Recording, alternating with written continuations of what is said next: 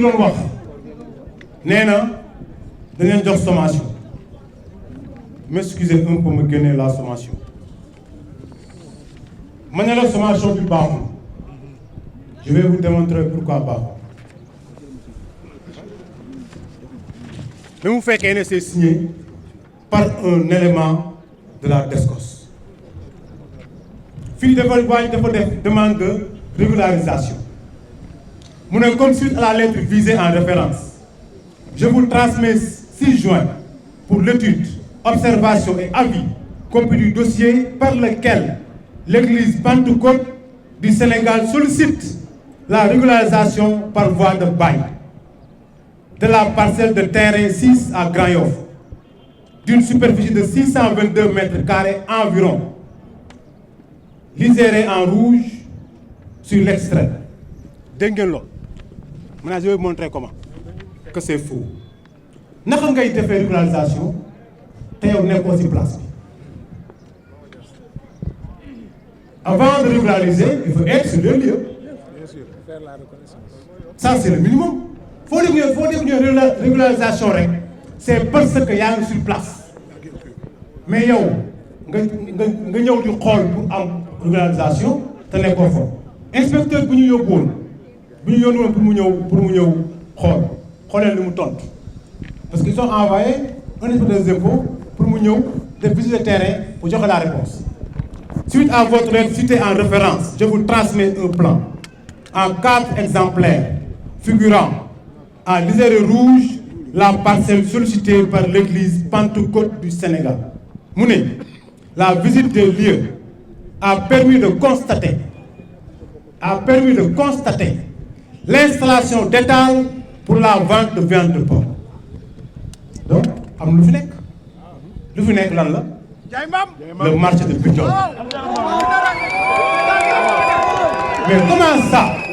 yow ki nga yónni li nga la wax ba pare nga gis yow def leneen donc pour man déjà cette demande de régularisation kenn mënu ko recevoir c'est irrecevable et je pense que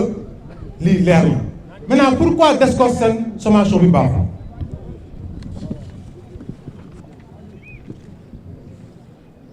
adjudant-chef, je ne vais pas citer son nom, commandant de la brigade zonale de Dakar, à monsieur Jean-Robert Diatta, représentant du GIE des commerçants du marché spécifique de Bignona à Dakar. Téléphone 77 649 98 46. Objet: sommation de libérer les lieux. Suite à la plainte numéro 5607 du 16 novembre 2025,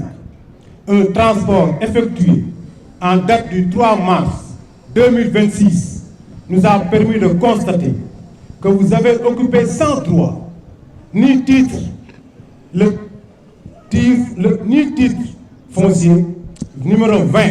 256 Silas NGA. xool leen bi ban TF le visé mi ngi visé TF 20 256 Silas NGA mu ne appartenant à l'État du Sénégal en y installant des tables destinées à la vente de viande porcine 6 à Grand Yoff. Maintenant li am solo fii mooy titre bi gaa yi nekk bi waa Bignona nekk nekkul titre 20 256 non ce n'est pas ce titre là titre waa Bignona nekk mooy titre 3750 Silas DG. Donc la sommation bi baaxul parce que fi mu visé si TF bi mu visé foofu mos Bignona nekk fa TF bi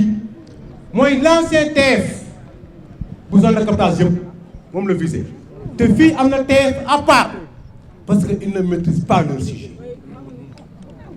par précipitation ils envoient des sommations. C'est inadmissible.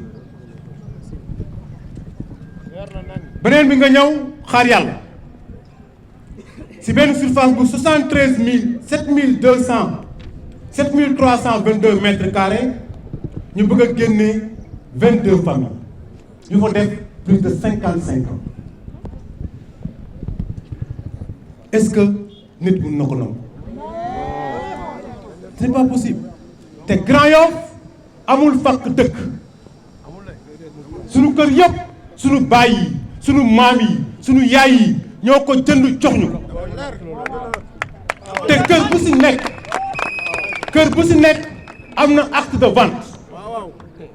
mais ay 1960 1965 1970 sunu papa dañoo xam luy notaire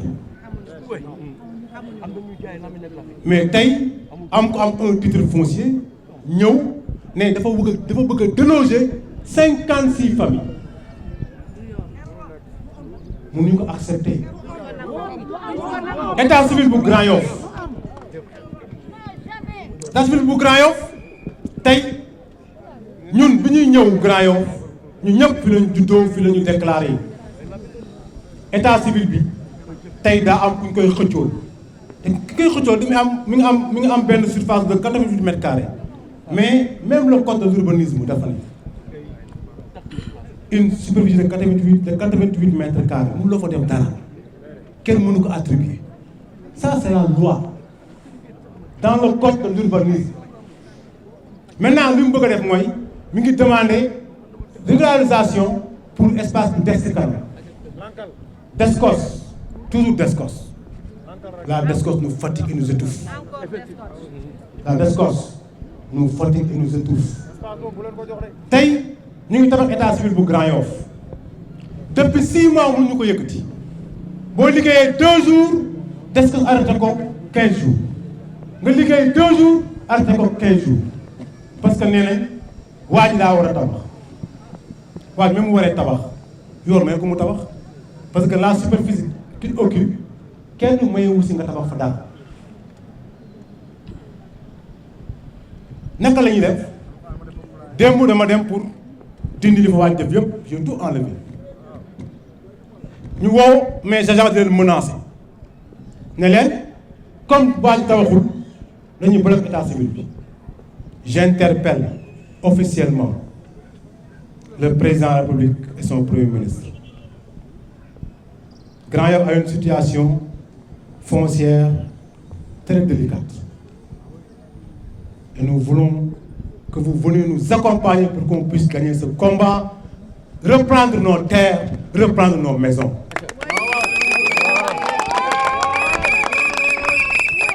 État civil du ay caaxaan. li gën a garaaw mooy waa ji di ko def boulangerie man woo naa ko ci négociation ne ko kaay ma delloo la li nga ko jëndee woon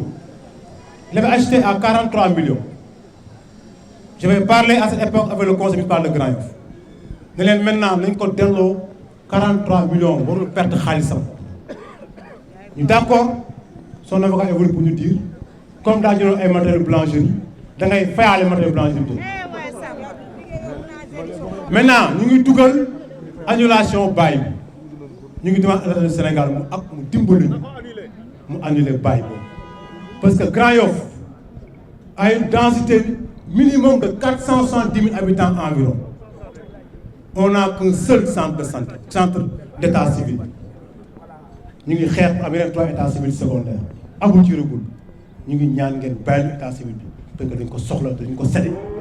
bu ñu nangoo Bignona daa ñu cité Arafat teg si Grand Yoff ñoo bokk même situation beneen bi bu may waaj a jeexale mooy stade Diagne Bakhoum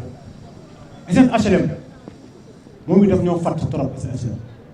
ñoom ñu ngi amoon 7 hectares benn titre foncier bu ñu numéroté woon titre foncier 1664 appartenant à la SN HLM ñu construit ici 316 maisons moo nekk les HLM Patte d'Oie 316 maisons mais bi ñu paree daam loo xam ne dañ ko tuddee VRD voirie réseau divers VRD boobu ñu ko répertoire ci commune Grand Yoff mais tey ci biir stade am na ko fa am benn titre foncier de 1183 mètres carrés bu ko jëlee day dem ba si aire de jeu fi ñuy joué da koy nanguwaale mais kii mënuñu ko bàyyi mu jàll 1183 mètres carrés ci biir terre yi may wax yëpp nag avant nguur gi di ñëw la je veux le préciser ñun defuñu politique on est là pour la Grand Yoff yëpp fi leen ko fekk ñoom mais képp ku doonu dara yaa war a doonu lépp muy bànneex muy naqar mais li ma tiital mooy 13 yi yëpp nga xam ne tey mooy problème mu Grand Yoff yàgg na mais daa am 4 yoo xam ne moo ñu tiital ba tax ñu jóg tey 4 yooyu ban la tey boo xoolee li ko dalee stade Diack Bakayokho dem ba jardin HLM Patte d'Oie le 30 juin 2025 bii dañ koo cédé 3 personnes juin bii 2025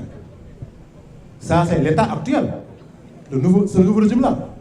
ñoo ko cédé à 3 personnes benn parti juillet 2025 en même temps sera encore keneen beneen parcelle donc tey 4 personnes dañ leen dàqal foofu diggante juin 2025 ak juillet 2025 ci 2 mois nga cédé 4 personnes ay parcelles 1215 mètres carrés nga joxe ko mais loolu mënul nekk ñun nag xuloowuñ xeexuñu fu ñuy tëjee dañuy ñaan état bu Sénégal par ma voix ñu accompagner ñu jàppale waa Grand Yoff dañ may yaakaar ndax ñoo def seen maire wéeru ci man état laa yaakaar pour ma régler samay problème ak waa Grand Yoff monsieur le président de la République Diomaye Faye et son premier ministre Ousmane Sonko lu ñu leen di ñaan nous voulons de la régularisation il faut ngeen topp si régularisation